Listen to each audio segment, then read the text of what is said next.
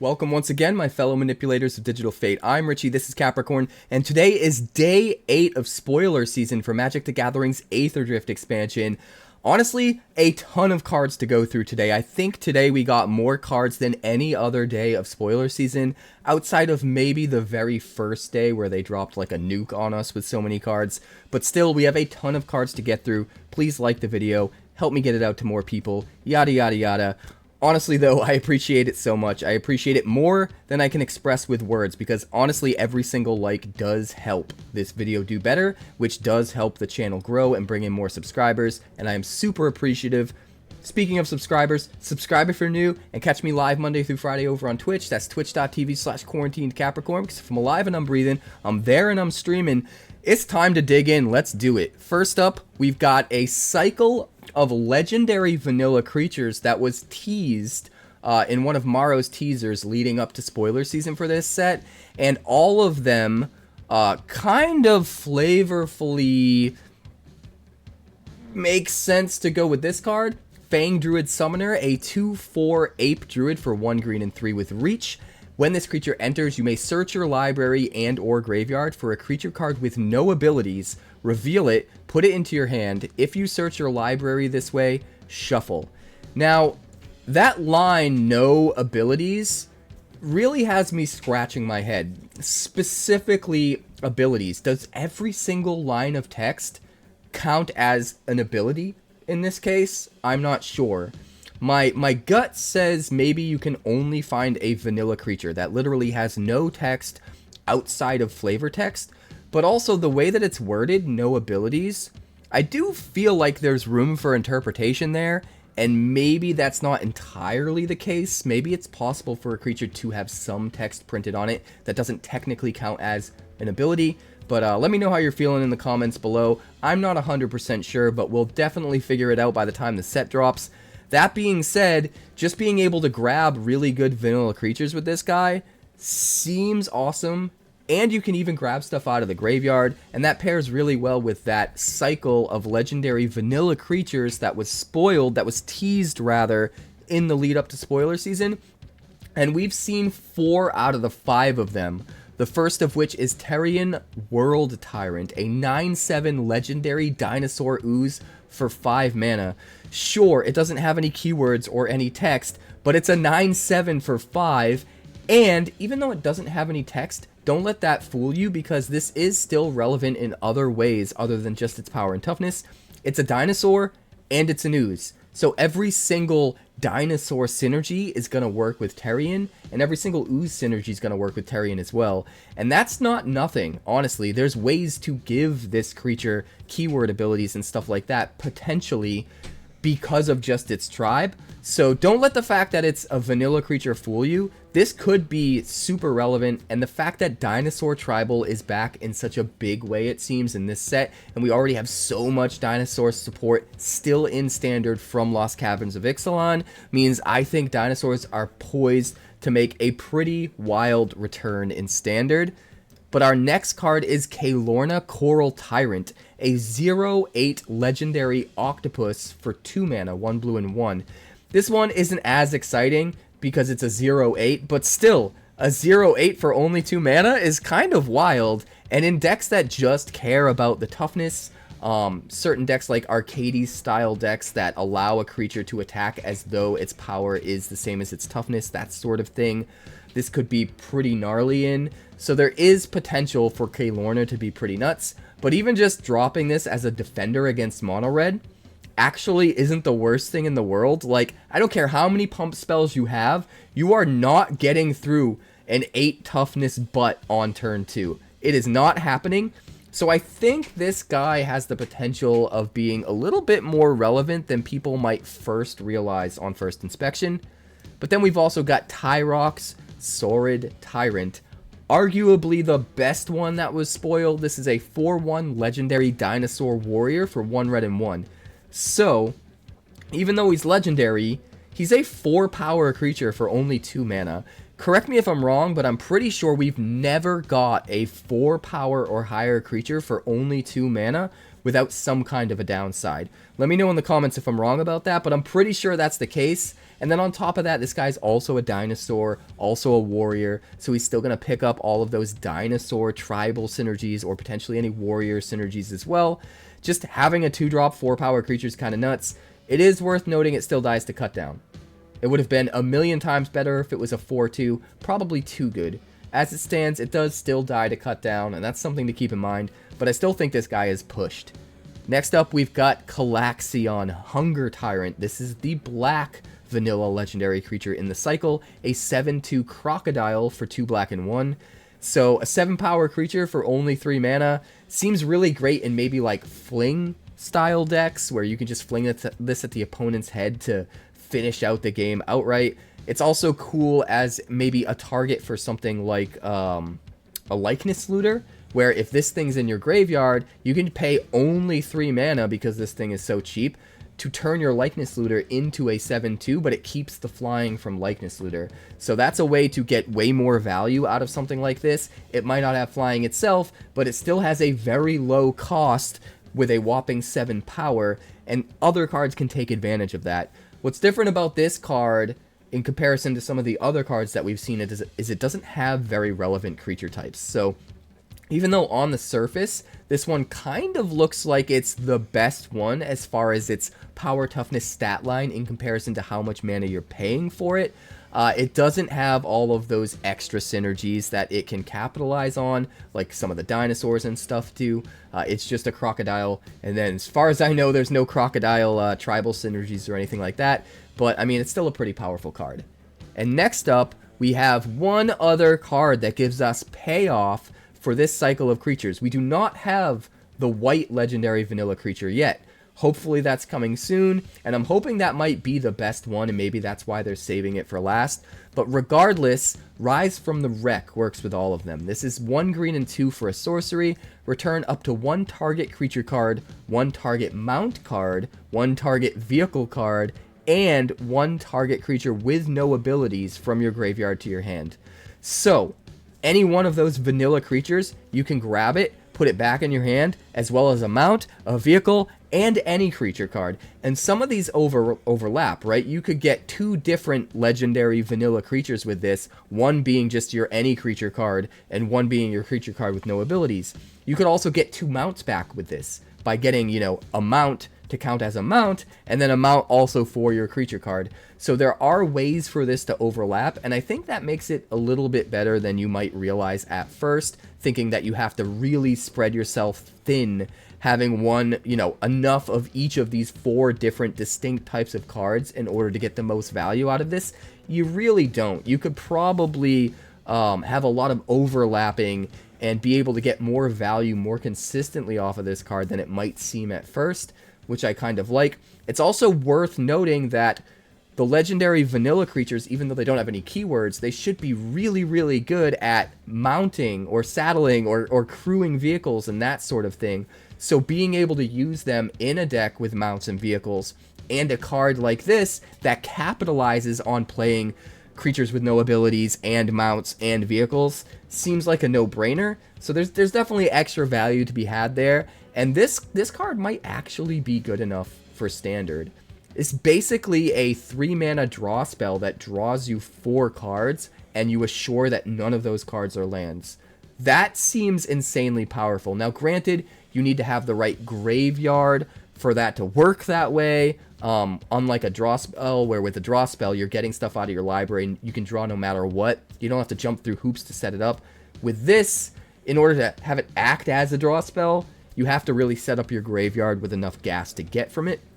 But there are so many crazy ways to self-mill in the current standard, and so many really good self-mill decks already, that I think it's pretty easy to make this work, especially when we talked about, you know, ways for some of the synergies to overlap and not necessarily needing to spread yourself as thin as it first appears. I think this card is pretty good. But that's going to bring us to our first rare of the day. This is Unstoppable Plan, an enchantment for 1 blue and 2. At the beginning of your end step, you untap all non-land permanents you control. So this is kind of like a Wilderness Reclamation, but it's kind of like an Intruder Alarm. It's some kind of weird mashed together version. It works like a Wilderness Reclamation, where it triggers at your end step and only once a turn, but instead of hitting lands like Wilderness Reclamation, it hits your creatures like Intruder Alarm. But instead of just hitting your creatures like Intruder Alarm, it hits all of your non-land permanents, but still not lands.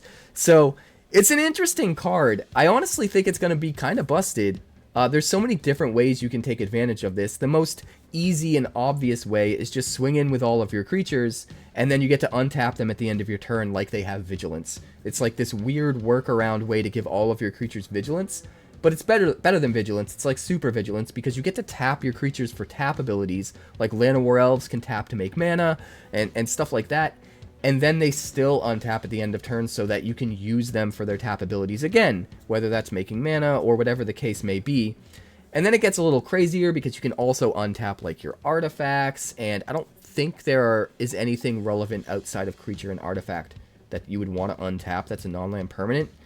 But still, being able to also untap your artifacts is super relevant, and it pairs kind of well with a card that I already think is going to be broken in the new standard after this set, which is Agatha's Soul Cauldron. Agatha's Soul Cauldron already is eating so good with all the crazy exhaust abilities that you can just start handing out to all of your creatures so that you can use them multiple times instead of once, like exhaust is intended.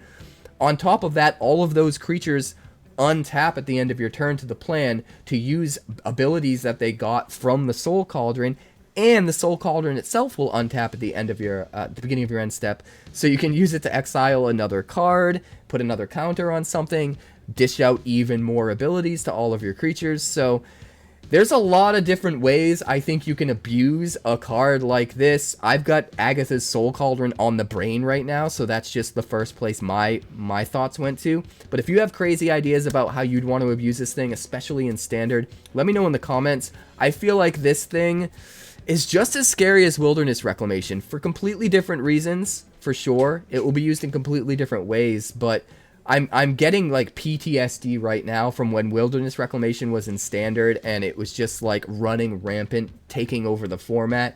There was a hot minute where that was happening, and I get a little bit worried that this might go the same direction. It's definitely going to be powerful. But next up, we've got Spire Mech Cycle. I almost thought it said Spire Meth Cycle. I was like, what are we? Is this the Breaking Bad set? This is a 5/4 artifact vehicle with haste for 1 red and 4. Cruise for 2, and it has an exhaust ability where you tap another untapped mount or vehicle you control, and this vehicle becomes an artifact creature, and then you put a +1/+1 counter on it for each mount and or vehicle you control other than this ability, or other than this vehicle rather. This is kind of nuts. If you're just jamming out a ton of vehicles, especially if you're using some of the cards that can make vehicle tokens, this can just come down and immediately be like a 10 power attacker pretty easily, right, for your 5 mana, and just swing in out of nowhere, and then all of those +1/+1 counters stick. So in the right deck where you're going deep enough with mounts and vehicles, this card could be nuts. I like specifically that it works with both mount or vehicles. That's something I like about a lot of the vehicle mechanics within this set, how they work with both mount or vehicles, because you can use mounts to crew your vehicles. So in a way, your mounts can like sort of fulfill 2 different roles in a deck built around something like that, where they're able to be the thing that crews and saddles all of the other thing in the deck, or they can be the thing that gets saddled. And so they're versatile in that way, and I wouldn't be surprised if whatever deck ends up making a splash in Standard that hones in on mounts and vehicles kind of realizes that potential and leans a little bit more on mounts than we might otherwise expect. This card's pretty awesome. But next up, we've got Collision Course. 1 white and 1 for a sorcery. You choose one. Either destroy an artifact. Nice incidental way of getting artifact removal in your deck at the common slot, which we've kind of talked about in past spoiler videos. But also, it can deal X damage to target creature, where X is the number of permanents you control that are creatures and or vehicles. So this can just be removal spell for as wide as you go, and also count your vehicles in that mix. Or it can be incidental artifact removal for their craziest big bomb artifact or vehicle that they have. So the versatility of that in just the common slot makes this really, really good in limited. I wouldn't be surprised if this is one of the higher picked commons. It's still not like a first pickable or a super high pick in limited, but as far as commons go, I think this will see a decent amount of play. Next up, we've got Afterburner Expert, our next rare. This is a 4/2 Goblin Artificer for 1 green and 2, so it's the green Goblin. Are they already trying to wink at the Spider-Man set coming later this year? It seems like they are. I definitely think at the very least we're going to get a Green Goblin card, or maybe a couple Green Goblin cards that are green cards that are goblins. So at the very least, this card is preparing for an eventual standard format where you want to play goblins and you want to play the color green, right? I don't think it's going out on too much of a limb to assume that. So they're definitely getting ahead of themselves a bit. But this is a 4/2 for just 3 mana. It has an exhaust ability where you pay 2 green and 2, put 2 +1/+1 counters on this creature. So because it's an exhaust ability, you can only use it once for the whole game, unless you somehow reset the card by sacrificing it and bringing it back, or bouncing it and replaying it, or flickering it, or something like that. But there's not really a reason to do that if you end up losing the counters in the process, unless you have a way of putting the counters on something else first. But now I'm starting to go down a rabbit hole, so we're going to shift gears and talk about the second ability. Whenever you activate an exhaust ability, return this card from your graveyard to the battlefield. So if you are playing a deck that is going super heavy into exhaust, you can just keep bringing this guy back over and over and over again. It just never stays dead. And what's really cool is some of the exhaust abilities out there are actually really cheap, as low as just 1 mana. So if you have a way to like discard this into your graveyard early in the game, and then eventually just activate a 1 mana exhaust ability, this comes out of your graveyard straight to the battlefield as a 4/2 creature, with the potential of making it into a 6/4 creature for just that 1 mana exhaust ability, which actually seems powerful. And the more I think about it being used in that way, the more I think that this has a chance of being really, really competitive in the current standard. It really depends on how consistently you can just get it into your graveyard while still being super aggressive and having access to, 1 mana exhaust abilities very aggressively, very consistently. If all of that can kind of line up in the same deck, this could be absolutely bananas. But we're going to move on. Next up, we've got Trade the Helm. 1 blue and 4 for a sorcery. It cycles for 2 if you don't need it, and you exchange control of target artifact or creature you control, and target artifact or creature an opponent controls. I absolutely love this card. Absolutely love this card. Being able to give them your worst thing, even just like a map token, right? And then take their best thing that's the same permanent type, whether it's their big balmy vehicle, or maybe you give them a 1/1 pilot creature token that you made and you take their best creature, whatever the case may be. It's like a control magic that costs 1 more, and sure, you have to give them a little bit of value, but you don't have to worry about them getting their thing back if they destroy the control magic, because it's not enchanted. It's just exchange control forever. So once it's yours, it's yours. They can't get it back. Best case scenario, they just remove it. I guess they could bounce it to their hand, and then they'd be able to replay it. But outside of that, there's no getting it back by destroying like the thing that made you take control of it, like you could do with control magic. So I actually really, really like this. I really like that it's only 1 blue mana, so it's splashable. And I really like that if you're not in the situation you need to be in to take advantage of it, you just cycle it away and draw another card. Get 1 card closer to the thing you need to answer your current problem or take over the game. So the versatility of that, combined with how powerful of a swing this can be in the right situations, I think makes this card really, really good. I would not be surprised if this was a very, very high pick in limited. The one thing that could keep it from getting there is if there just isn't enough fodder in the environment. If more often than not you're forced to give your opponent something really good in order to steal something of theirs, or even not really good but just not completely awful, this could go down in value.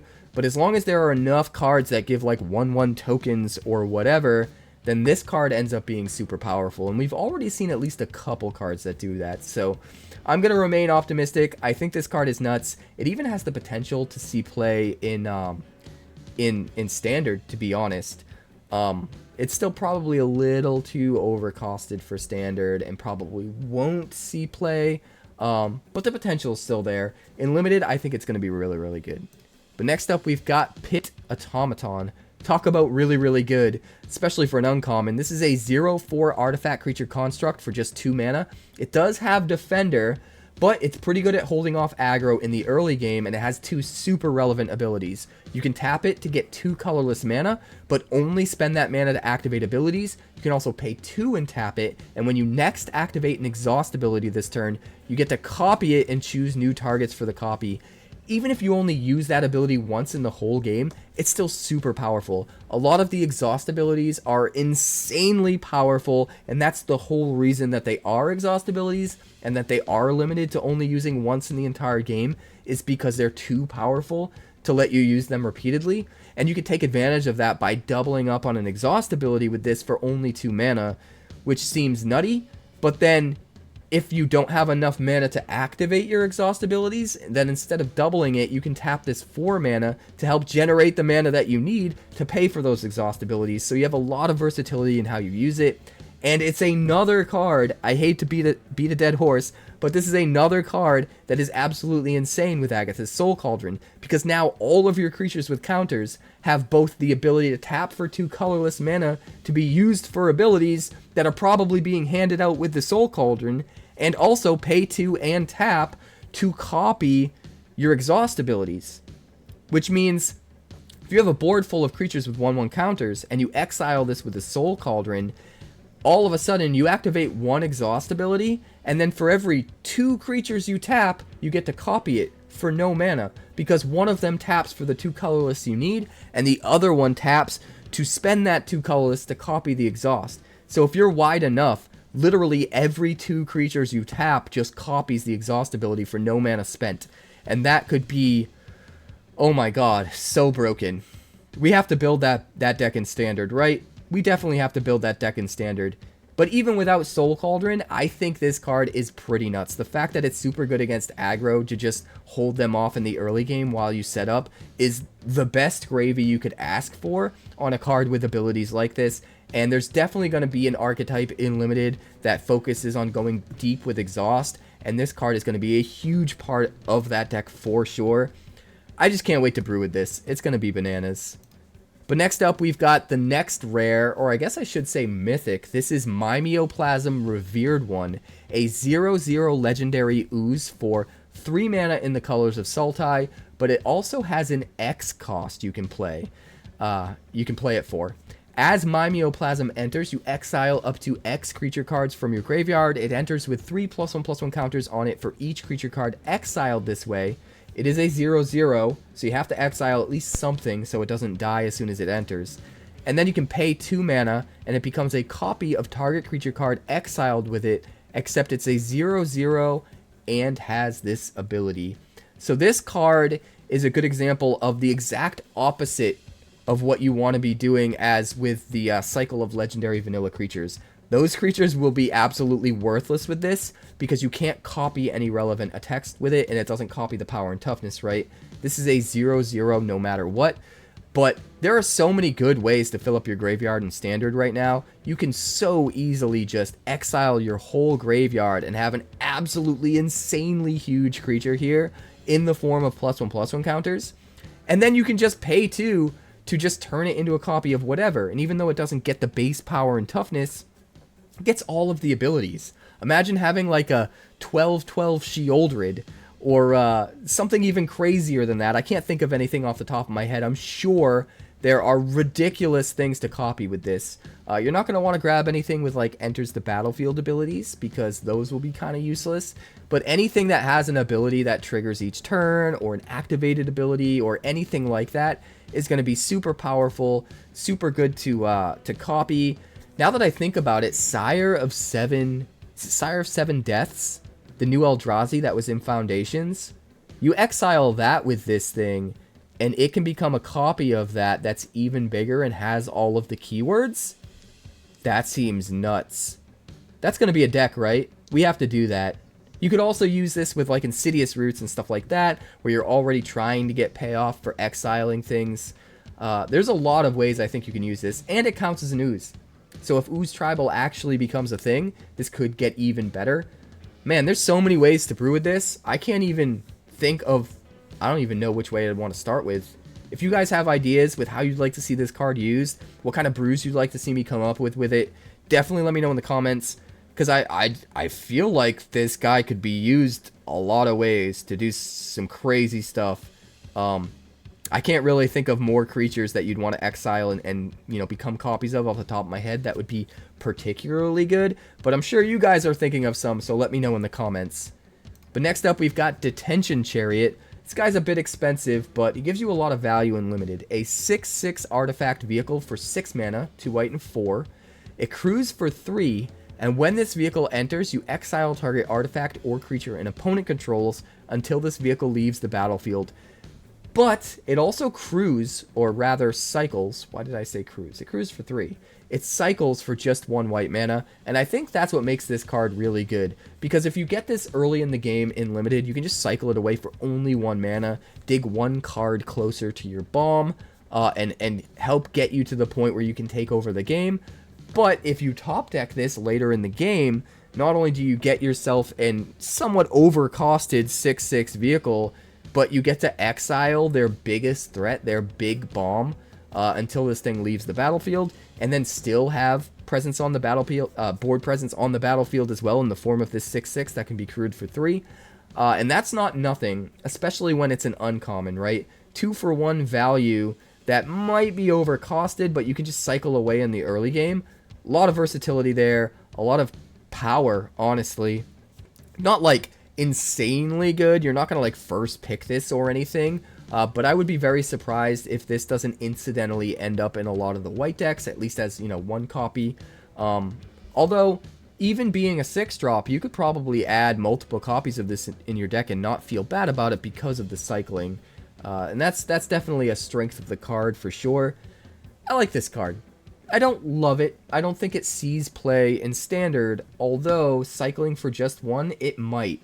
If the cycling deck or the discard deck ends up being powerful enough where cycling for 1 mana really matters, this could see play in Standard. In fact, if you're trying to do that and maybe you're utilizing cards that very cheaply can bring like an artifact or vehicle out of the graveyard straight onto the battlefield, that might be another good way of using a card like this. Maybe we're going to see some kind of Greasefang style archetype in limited that this works really well with. I don't know, we're going to have to wait and see, but the potential is there for this one for sure. Next up, we've got Flood the Engine. 1 blue and 2 for an enchantment aura.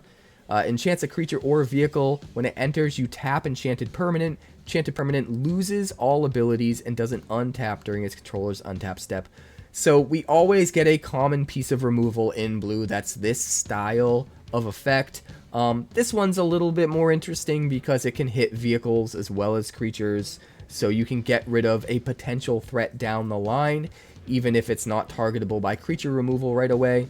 And it's important to note that whatever you hit with this also loses abilities. So even though it costs 3 instead of like maybe 2 like we're used to seeing with these kinds of abilities, you know, being able to get rid of all of the abilities as well is well worth it for that extra mana, I think. Next up, we've got Regal Imperiosaur. This is a 5/4 dinosaur for 2 green and 1. And other dinosaurs you control get +1/+1. So if you had any doubt in your mind if Dinosaur Tribal was going to be a thing again in Standard after this set drops, this card should wipe that away. Not only have we seen some other pretty decent dinosaur payoffs already in this set, but this thing takes the cake. A 5/4 body for only 3 mana that counts as a dinosaur, that picks up all of your dinosaur synergies, and is an anthem for all of your other dinosaurs and buffs them all up by +1/+1. This thing is just straight gas. And if it wasn't for all of the other dinosaur synergies we already have from Lost Caverns of Ixalan, I wouldn't say that this card would be all that great. It would be good. It would be sort of getting the ball rolling on Dinosaur Tribal being a thing. But it's really the fact that we already have so many good dinosaurs and dinosaur synergies from Lost Caverns of Ixalan that is still in Standard right now that makes this card so good. Like, this just adds even more gas to that deck and makes that deck come back into contention for being a meta staple potentially in the new standard, and that's exciting to me. But next up, we've got Ride's End, an instant for 1 white and 4. You exile target creature or vehicle, and it costs 3 colorless less to cast if it targets a tapped permanent. We've seen cards like this before, nothing to write home about, but it is nice that it can hit a vehicle, right? You don't even have to hit a vehicle that's already been crewed. You can just exile it for 5 mana. It does have to be tapped in order to pay less to hit it, but still, just the fact that you can hit a vehicle without it ever being crewed, without it ever becoming a creature, and not have to worry about the vehicles being immune to creature removal is a nice little bit of upside to this. So as you know, a common piece of removal that you should be able to pick up a little bit later in the draft pretty easily, I actually really like it. But next up, we've got Ripclaw Wrangler.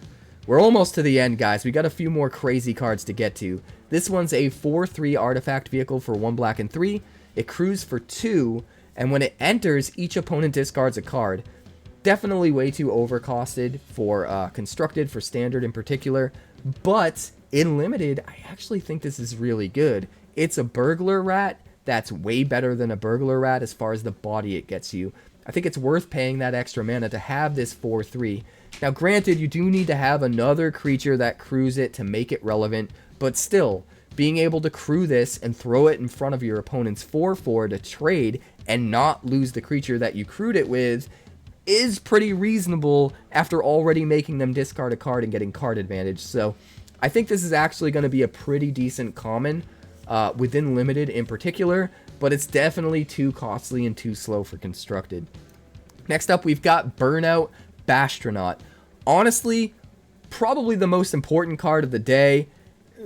Stay with me here for a minute. This is a 1/1 Goblin Warrior with Menace for 1 red mana. It has Start Your Engines, so if you haven't already, it'll put you at speed 1, and once you are at speed 1, every single one of your turns that your opponent loses life, you'll be able to tick up your speed by 1 that turn until you reach 4, which counts as max speed and turns on any abilities that are max speed abilities.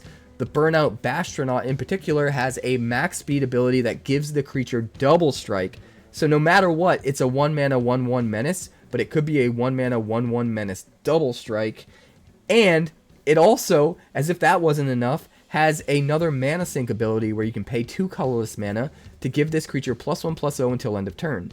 And that's actually a little bit better than it looks on the surface, because as we've seen, there are a bunch of ways in this set to generate a good amount of mana that can only be used specifically for activated abilities. So sometimes that buff ability is actually going to be a little bit cheaper than it seems like it would be. But none of that is the reason why this card is so important or so good. The reason this card is so important and so good is because it is a 1 mana thing that lets you start your engines that is not a bad card.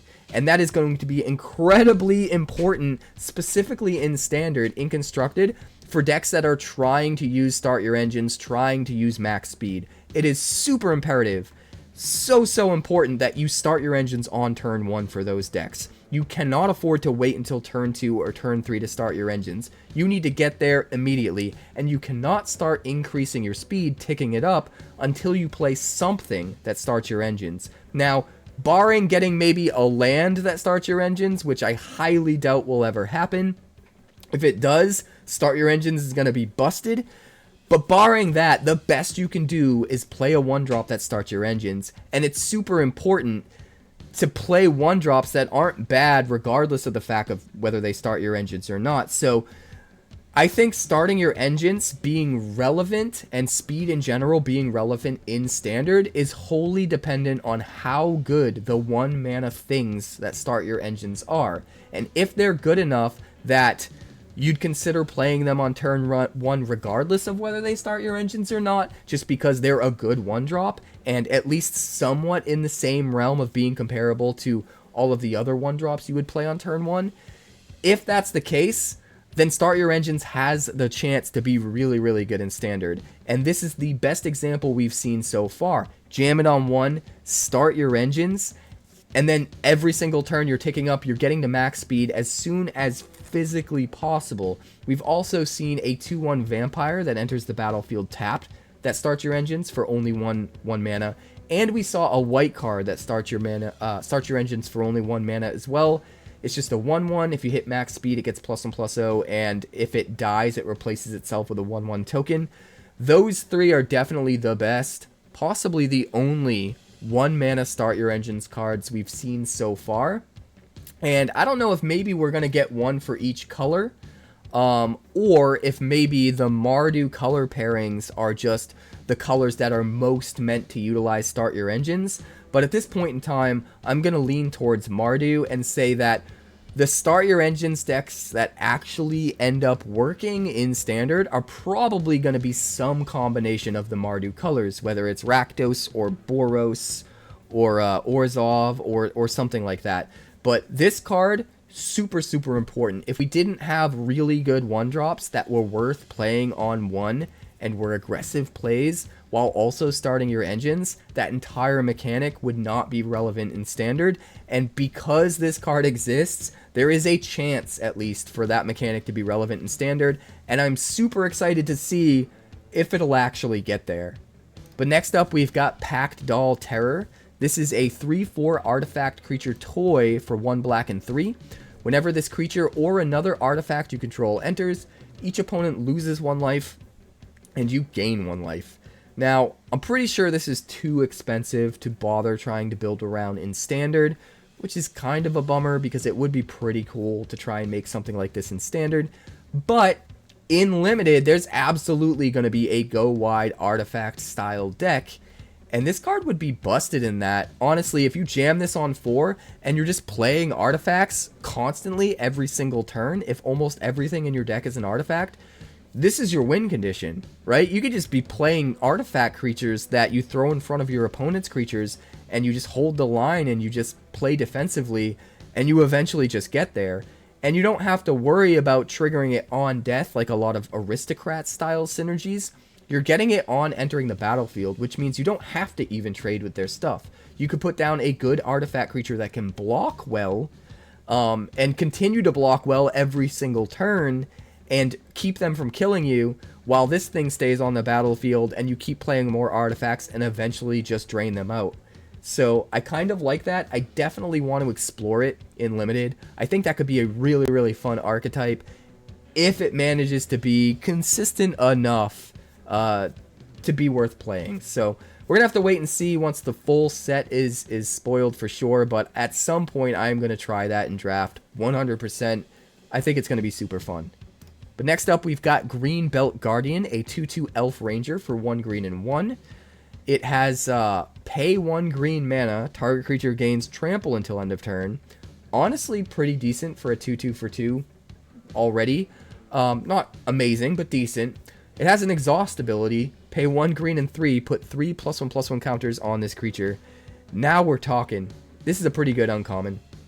Being able to give literally any creature trample for 1 mana is going to be pretty good, especially in the color of green. But being able to make this creature into a 5/5 for 4 mana at some point later on in the game when you're out of gas and you don't have anything better to do with your mana, and then still being able to hand out trample, whether it's to itself and now you're swinging in as a 5/5 trampler, or to something else, seems pretty valuable.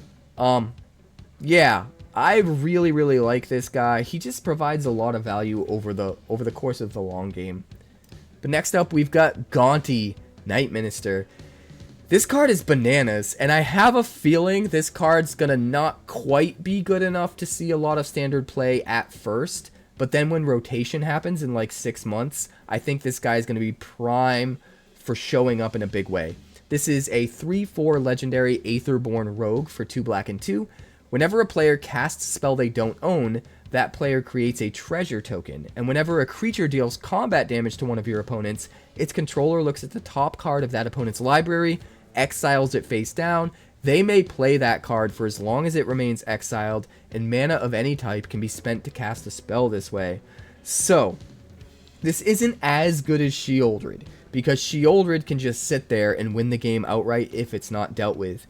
But in a similar fashion to Sheoldred, if your opponent doesn't answer this, it continues to snowball value and eventually takes over the game. And that could be pretty wild. But it's awesome that we have a card that has the potential to do that if it doesn't eat removal, while also having the potential to be dropped on a board on turn 4, where you already have, 2, 3, maybe 4 creatures that can immediately swing in, a couple of them get through for damage, exile a couple cards, and now even if they do use removal on your Gonti, you still have extra value. You have a couple cards exiled that you can play whenever later in the game to just overrun your opponent with value. And I kind of love that. So the fact that it's not do nothing the turn you play it, it can accumulate value to make up for if your opponent uses removal on it, while also potentially providing a snowballing value engine as the game goes on if they don't have removal for it. And then in addition to that, you're also creating treasure tokens whenever you cast a spell that you do steal from the opponent. And that doesn't just count things that you steal with Gonti. You could use outrageous robbery, or the best card to use with it, honestly, is probably like Cruel Claws Heist, because that card's just so good to use regardless of whether you have a Gonti in play, and it just gets even better with a Gonti. If you wait until Gonti's out, when you play the thing that you steal from them with Cruel Claws Heist, well, now you just get a free treasure token as well, which seems kind of awesome. So the more I think about this card, the more I like it. It is still 4 mana, right? It still has the potential to eat removal as soon as you play it, instant speed removal, and give you nothing.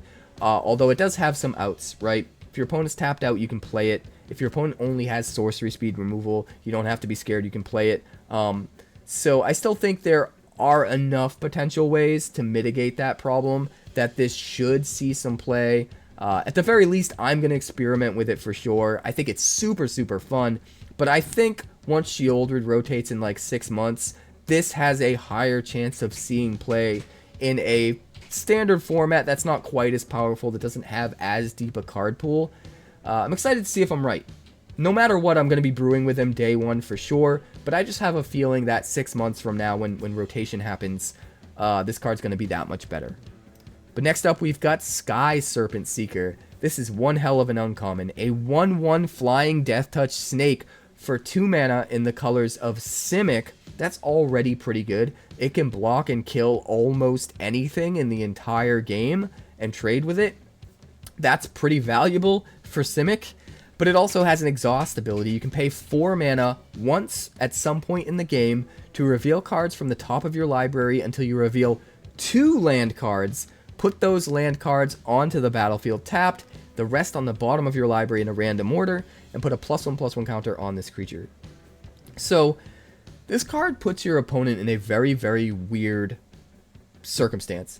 Like, either they waste removal on your 2-drop, which is going to feel bad, or they never attack with their big bomby play because they're worried you'll block and trade with it, which is also a feel bad, or they just let it live, and then you eventually use the exhaust ability and get to ramp 2 lands and start playing out really expensive things really easily, while also turning this into a 2/2 so that it's a somewhat more relevant win condition that can be swinging in for 2 every turn, and your opponent probably doesn't want to block it with their flyer because most flyers are a much bigger body than what this will be, and they don't want to lose it in combat.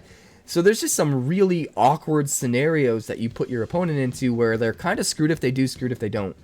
And it's really difficult to play around this card, and I kind of love that about it. Not to mention the fact that you have the potential to utilize some of the cards that give you mana that can only be spent on abilities to pay for that exhaust, and make that happen way earlier in the game than you otherwise would be able to, which just ramps you that much sooner, lets you play crazy bomb cards that much sooner, and can get really crazy. So the more I think about this, the more I really like this card, and I think it's going to be an insanely high pick in Limited. I think if you're in Simic, this might be like the textbook example of like the pack 1, pick 1 uncommon for that color pairing. It's just really, really good in a lot of different ways, and I love it. But next up, we've got Lumbering World Wagon. This is an artifact vehicle for 1 green and 2. It has star power and 4 toughness, so the vehicle's power is equal to the number of lands you control. It crews for 4, and when it enters or attacks, you can search your library for a basic land card, put it onto the battlefield tapped, and then shuffle. Now, my gut says there's just too many hoops to jump through, and it's a little bit too slow for this to be that good. But there is a lot of potential. Having basically a 4/4 vehicle that fetches a land for you as soon as it enters for 3 mana, it's basically your 3 mana fetch any land to put it into play, except tacked onto a vehicle that, because it's a vehicle, because it's an artifact, you can now flicker it to get that to trigger again, get another land, without ever having to even worry about crewing it and swinging in to get the trigger to happen again, which is kind of interesting.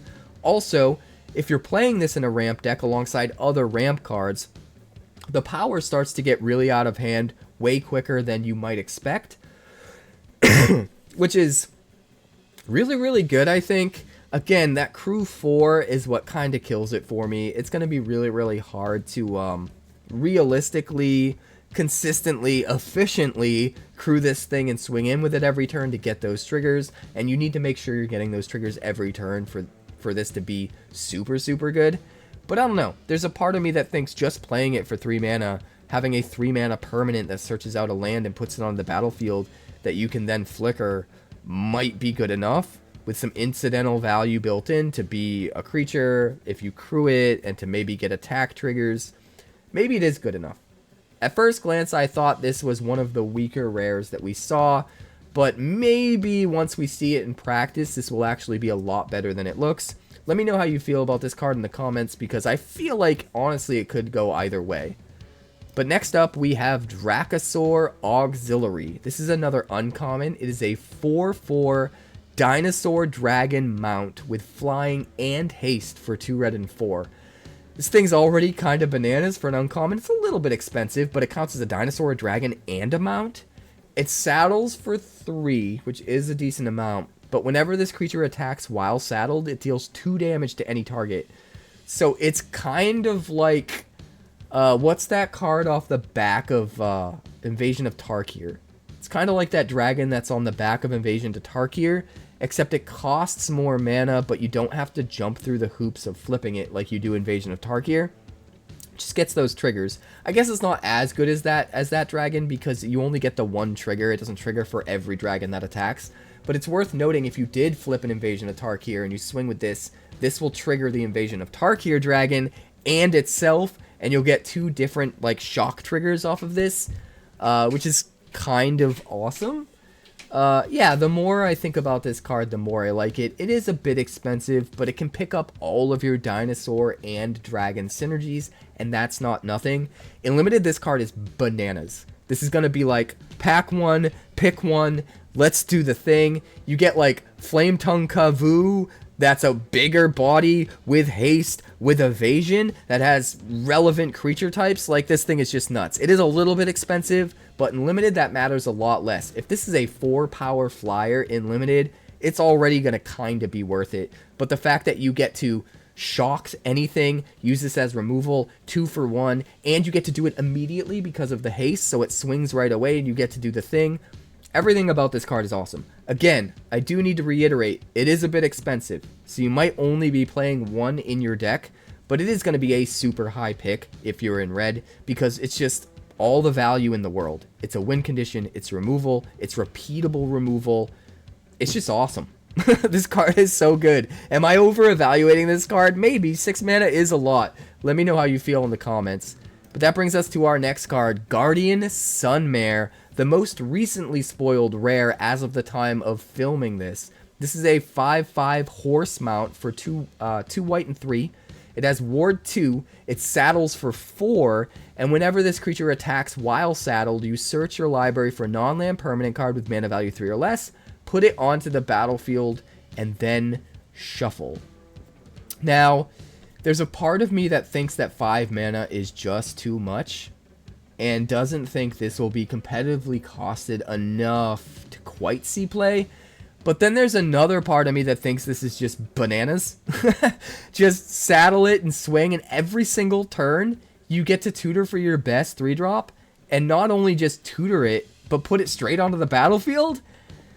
That's so good. And there are certain ways in which you can give your mounts haste, like Kaladin, or just anything haste with like Enduring Courage and stuff like that. You could theoretically use this as soon as you play it. Because of the Ward 2, it means you're that much likely to not be able to get it removed the turn you play it, unless they kept up like all of their mana. But if they only held up like 2 or 3 mana to cast their like 2 or 3 mana removal spell, if you drop a bomb, because of the Ward 2, they can't cast it, they can't kill it. And even when they do cast their removal spell and kill this, because of the Ward 2, they have to pretty much spend just the same amount of mana you spent to play this thing to begin with, which means you don't lose tempo advantage. I absolutely love that they've been trying to go in the direction of having 5 drops that have like Ward 2 or Ward 3, so that you don't get that tempo disadvantage when your opponent uses removal on them, since most of your opponent's removal is going to cost 2 or 3 mana. I really feel like it helps balances out 5 drops. So yeah, there's so many ways in which this could be insanely valuable. And it's still crazy to think about. You got to remember, this can trigger every single turn to tutor for anything that costs 3 or less, and it goes straight into the battlefield, not into your hand. That's super valuable in so many different ways. So this card's got to be usable, right? I am a little hesitant about the cost. If there's a way to reduce the cost of this to get it into play cheaper or quicker, more efficiently, while also like being able to saddle this efficiently, this card could be bananas. As of right now, I'm a little bit skeptical because it's 5. But the potential, the ceiling of this card is absolutely insane. So if you have any ideas of making this card work more efficiently, more consistently in a standard deck in particular, definitely let me know in the comments. Because like I said, I think the potential is there, but it's just a little bit too expensive for me to feel like it's a slam dunk and feel super confident in that. So I'm curious to hear what you guys think. Wait, hold the presses. Guardian Sunmare is not the most recently spoiled rare. One just dropped in the middle of filming this, so I'm going to put it up here now because it's too crazy to wait till tomorrow. This is Monument to Endurance, an artifact for 3 mana. Whenever you discard a card, you choose one that hasn't been chosen this turn. Draw a card, create a treasure token, and each opponent loses 3 life. If you had any doubts in your mind whatsoever that cycling/discard was going to be a relevant deck in Standard, wipe that away. This card is bananas. Imagine cycling a 1-mana cycler and getting to just draw 2 cards instead of 1, and then cycling another one, making a treasure token, so that you can get down even more gas even quicker to get more payoffs for all of your discard. And then if you manage to do a third one, make them lose 3 life. Or maybe you're close to the end of the game and they're only at 3, and so you just make them lose 3 life with the first thing that you cycle. But this works with more than just cycling. And that's the part I really, really like about the cycling mechanic within this set, is they didn't make all of the payoffs specifically for cycling. They made the payoffs for discard as a whole, which means you can discard cards to other things like Inti, or, I know there's other cards. There's not just Inti, FOMO. Right? Fear of missing out. There's so many different ways that you can get value off of discarding cards already, and then also trigger this. And what's cool is it doesn't say whenever you discard 1 or more cards, choose one. So if you play any spells whatsoever that like make you discard 2 cards or 3 cards or 4 cards or whatever the case may be, discard your whole hand. You get to trigger all of these, right? You don't have to worry about them being separate discard triggers, which is awesome. This card is just bananas. The cycling deck is going to be bananas. Discard is going to be bananas. I'm going to try to explore every single possible permutation of that deck. Even one with the Raven Man, where we're also making 1/1s when we discard. We're going to do the damn thing. This card's bananas. I'm glad I didn't miss this. Let me know how you feel about it in the comments, and let me know what cards you want to see brewed with this, and what kind of crazy discard outlets would synergize with this really well and go completely ham, because we're going to build the deck, man. This card is nuts. But with that out of the way, let's get back to the rest of the video. But that brings us to our last card of the day, the new Lotus. They finally spoiled the new Lotus. Radiant Lotus is an artifact that costs 6 colorless mana. It is a mythic. You can tap it, sacrifice 1 or more artifacts, choose a color. Target player adds 3 mana of the chosen color for each artifact sacrificed this way. So basically, you turn every single artifact you control into a Black Lotus. That is just insane. Now, it's not quite as good as turning every single artifact into a Black Lotus. There is a little bit of nuance there that makes this slightly less good as an actual card that would actually turn every artifact into a Black Lotus. The most notable way being that if you want to use some of your mana on your turn and then save some to use on your opponent's turn, you can't do that. You have to choose everything that you're sacrificing all at once. You have to tap the Lotus in order to do it. You get that mana right away and have to use it right now. So you can't like play a bunch of bomby things on your turn, say go, and then still sacrifice some stuff on your opponent's turn to play like instants or counter spells or things with flash or whatever. So it's not strictly as good as turning all of your artifacts into a Black Lotus, but for all intents and purposes, it's pretty much that, and I do think that's pretty powerful. Now, this being 6 mana itself, I think your first gut reaction might be to try to cheat this into play, but I think that's the wrong way to go about it, because if you're cheating this into play just to use this to cheat more things into play, not only is that kind of counterproductive and you almost have like a middleman there, like just cut out the middleman. Why wouldn't you use whatever you're cheating this into play with to just cheat your win condition into play instead? And also you do have to go wide enough with artifacts to make this valuable. And so you want to play it in a deck that's able to go super wide with artifacts. And you don't want to have to reserve certain slots within the deck to be cards that can cheat this out. So I don't think that's the correct way to go about thinking about this card. But what I do think you can do is play this in a deck that goes super wide with artifacts and maybe has artifact mana production to help ramp this out quicker. You could use like Fabrication Foundry and things like that to get this out turn 5 or maybe even turn 4 with some other mana rocks. And then all of those mana rocks also become Black Lotuses so that you can power out an insanely expensive spell. I think whether or not this card ends up being competitive in Standard is wholly dependent on the ability to play a whole bunch of artifacts, go wide with artifacts, while also having ways built into some of those artifacts to use a metric ton of mana. Because if we can cross-pollinate both the ways to enable the Radiant Lotus and also the payoffs for the Radiant Lotus, that's when we make the deck consistent enough to really make this thing insane. Whereas right now we kind of have to balance, you know, things that are going to help us go wide with artifacts with things that are super expensive that we can use the mana to pay off going wide with those artifacts. And that's a tricky line to walk. But even that deck is entirely possible, and it could be possible that that's absolutely busted in Standard. So if you have ideas in particular about ways to go super wide with this efficiently, or ways to utilize the mana off of this for absolutely insane results, definitely let me know in the comments. I feel like there's a ton of different ways you could build this card out into a deck, and I'm super curious what you guys' thoughts are. But that's going to do it for today. Thank you so much for checking out the video. There were a lot of cards to get through. We saw the new Lotus, lots of crazy stuff. There are still more spoilers on the way, so if you haven't yet, make sure you subscribed. And more importantly, please like this video. Help me get it out to more people, because that helps my numbers and it helps the channel to grow, and it matters so much more than anything else. So to those that are already liking the videos, thank you so much to those that do it. Catch me live Monday through Friday over on Twitch. That's twitch.tv/quarantinecapricorn, because if I'm alive and I'm breathing, I'm there and I'm streaming. And now that I'm finally done filming this video, I'm going to go eat some dinner because I am so hungry. I haven't eaten anything yet today. I'll see you guys tomorrow.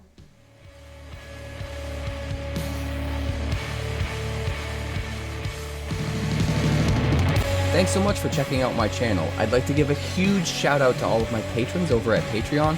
Without you guys, this channel would not be possible, so honestly, thank you from the bottom of my heart for all of your contributions. If you haven't yet, like and subscribe. The more likes we get and the quicker we get them, the bigger this channel will grow and the faster it will grow. I'd love nothing more than this channel to become something very special for you guys, but it's entirely up to you how fast that happens.